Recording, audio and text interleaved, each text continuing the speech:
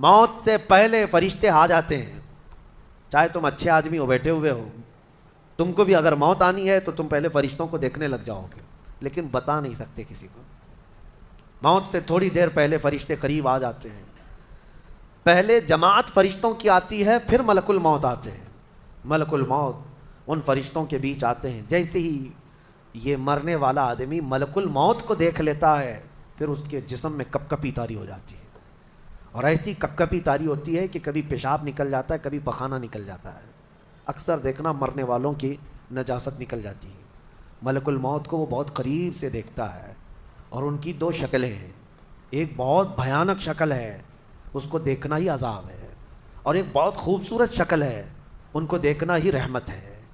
وہ نیک بندوں کی روح نکالنے کے لیے جب جاتے ہیں تو خوبصورت شکل میں جاتے ہیں، اور جب گنہگاروں کی روح نکالنے جاتے ہیں تو بھیانک شکل میں جاتے ہیں، اور ان کو دیکھتے ہی مرنے والے کا جسم پیلا پڑ جاتا ہے، پیشانی اکھڑ جاتی، آنکھیں پھٹی رہ جاتی، اور پھر خرخرا آنے لگ جاتا ہے، یعنی خر کی آواز تیز ہو جاتی ہے۔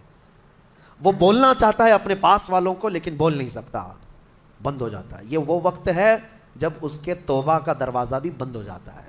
اب اگر فرشتوں کو دیکھ کر کوئی توبہ بھی کر لیا، ایمان لایا، تو اس کا ایمان قبول نہیں۔ اس وقت سے پہلے پہلے تک جو بھی ایمان لایا یا توبہ کیا، اس کی توبہ قبول ہے، لیکن موت کا خرخرہ آ گیا اور فرشتوں کو دیکھ لیا، اس کے بعد بہت سارے کافر بھی پکاریں گے کہ ہم ایمان لاتے ہیں اللہ پر، نہیں، اب ایمان قبول نہیں ہوگا۔ موت اتنی آسانی سے نہیں آتی، اس کا پروسیس ہے۔ فرشتے آتے ہیں، ملک الموت آتے ہیں، پھر اس کے بعد اس کو گھور کر دیکھتے ہیں، پھر اس کو چت لٹا دیا جاتا ہے، یا جس حالت میں بھی ہے وہ گر جاتا ہے، کھڑا ہے تو گرتا ہے، بیٹھا ہے تو گرتا ہے، موت آنے سے پہلے لڑک جاتا ہے۔ یہ ضروری بھی نہیں ہے کہ آج میں اپنے آپ کو سنبھال کر بیٹھا ہوں، اگر میری موت آنی ہے اسی کرسی سے گر جاؤں، اسی جگہ سے ہم گر جائیں گے۔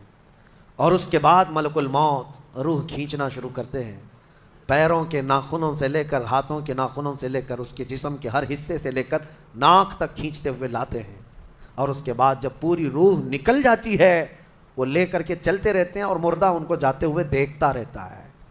آنکھیں سب سے لاسٹ میں کھلی رہتی، کسی بھی مرنے والے کی آنکھیں بند نہیں رہتی، کھلی رہتی، وہ دیکھتا رہتا ہے۔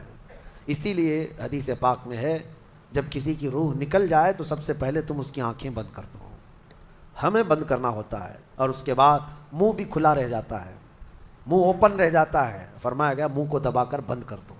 یہ سب نشانیاں ہیں میرے عزیزوں موت کی سختیوں کی۔